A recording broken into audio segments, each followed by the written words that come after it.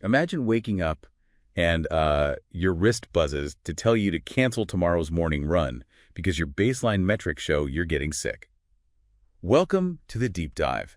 Today, we're unpacking a 2026 strategic analysis of the Apple Watch Series 11 and the Samsung Galaxy Watch 8. Yeah, we really want to explore how these wearables evolved from, simple notification screens into basically clinical-grade biometric and AI hubs. Right, because smartwatches are no longer just digital pagers. They've really become the doctors and executive assistants living right there on your wrist. And we're going to help you discover which ecosystem matches your personal lifestyle. Okay, let's unpack this. Well, looking at the data, both of these devices tackle huge things like hypertension and sleep apnea, but they utilize entirely different data philosophies. Apple favors a sort of set and forget approach. Yeah, their Vitals app just quietly tracks your data in the background, right? Exactly. It just logs overnight baselines and only flags you if there are like statistical abnormalities. But Samsung, on the other hand, really caters to the biohacker. Wait, is Apple's quiet curation actually philosophy? Or is it just an excuse because their sensors aren't as advanced? Because Samsung is offering these super granular active metrics now. They are, yeah. They have things like vascular load and an antioxidant index. Which is wild. I mean, how does a light sensor actually read a nutrient in my skin? And why do you or I even care about an antioxidant index? Well, you care because it's a primary indicator of dietary health and oxidative stress. And the mechanism is actually pretty clever. The sensor flashes specific wavelengths of light into your tissue. Okay. And because these molecules absorb light in a specific pattern, the watch just measures the reflection to calculate the concentration. But, that deep data demands sweat equity from the user. Right, like how Samsung's blood pressure tool requires you to calibrate it with a traditional arm cuff every 28 days. Yeah, because the optical sensors can only measure changes in blood volume, not the absolute pressure, so it needs that physical cuff to set a baseline. Here's where it gets really interesting, though. Does Samsung's data flood actually risk overwhelming the average user with data fatigue?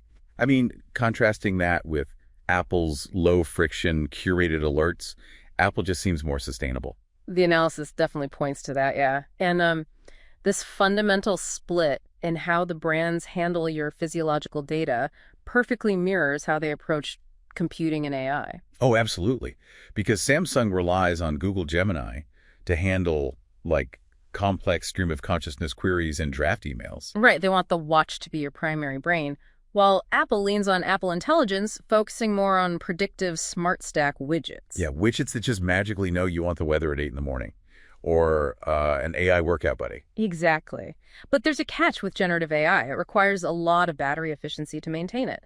And standardized testing shows a massive disconnect between official claims and reality. So wait, what are the real-world endurance numbers looking like? Well, despite their 30-hour claim, Samsung actually falls short, hitting only 26 hours. Oh, yikes. Yeah. But Apple's S10 chip and their LTPO3 display are vastly overperforming. They claim 24 hours, but actually hit 43 hours in testing. Wait, really? How are they getting 43 hours? That new display drops its refresh rate down to just 1 hertz, meaning, the screen only updates once a second instead of 60 times. So what does this all mean? Basically, Samsung acts as a brilliantly conversational executive assistant that kind of constantly runs out of steam, while Apple operates as a silent butler. That's a perfect way to put it. The hardware has honestly reached functional parity. Choosing a watch in 2026 is really about choosing a data philosophy. Right. It's Apple's curated reliability versus Samsung's open, data-heavy versatility. Which brings it back to you. Which archetype fits you? Are you a data-hungry biohacker or a professional wanting quiet health nudges? And, there's still one major hurdle for both of them. Neither giant cracked the holy grail of non-invasive blood glucose monitoring in 2026. Yeah, because the physiological noise of reading sugar through skin and sweat is just too high to isolate the signal. Which leaves us with this provocative thought. What happens to the medical industry and this wearable war when one of them finally isolates that signal? Because when they do, that doctor living on your wrist is about to get a massive promotion.